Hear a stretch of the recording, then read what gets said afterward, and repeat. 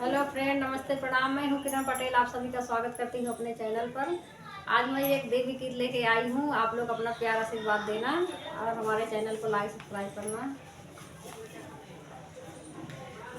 मैया हमारी ऐसी सजी है, मैया हमारी ऐसी सजी है, जैसे लागे दुल्हनिया, जैसे लागे दुल्हनिया।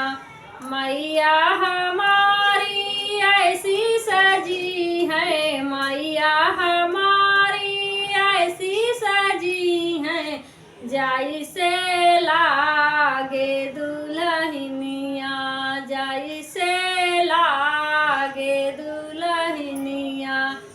माथे मैया के टीका सोहे, माथे मैया के बिंदिया सोहे, सिंदूरा देखी मेरा मन मोहे, सिंदूरा देखी मेरा मन मोहे, कहीं लग जाए ना नजरिया, कहीं लग जाए ना नजरिया।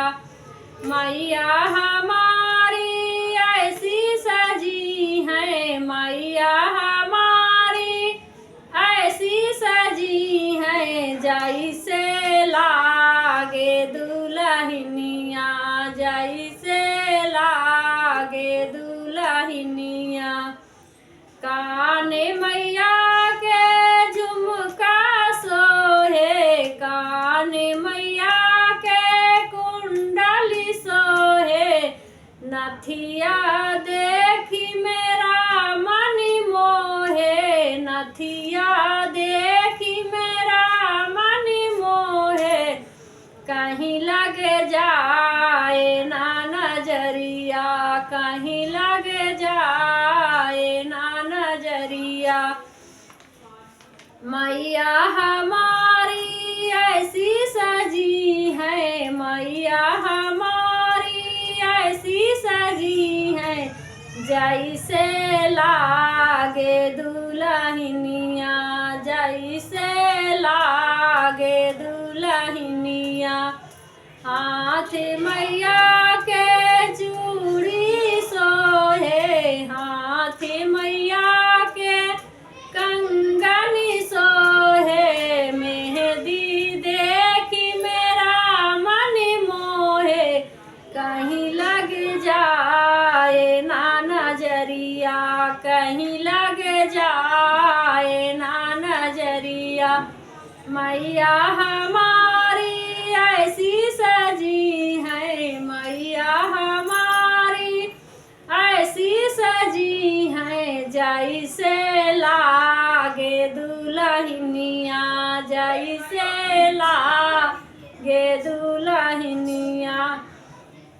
आंगे मैया के साड़ी सोहे, आंगे मैया के लहंगा सोहे, चुनरी देखी मेरा मन मोहे, चुनरी देखी मेरा मन मोहे, कहीं लग जाए ना नजरिया, कहीं लग जाए ना नजरिया।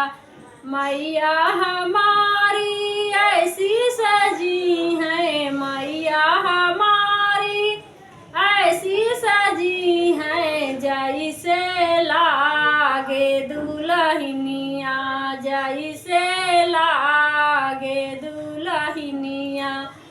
पावे मैया के पायल सोहे, पावे मैया के बिछुआ सोहे, महावारी देखी मेरा मन मोहे, महावारी देखी मेरा मन मोहे, कहीं लग जाए ना नजरिया, कहीं लग जाए ना नजरिया।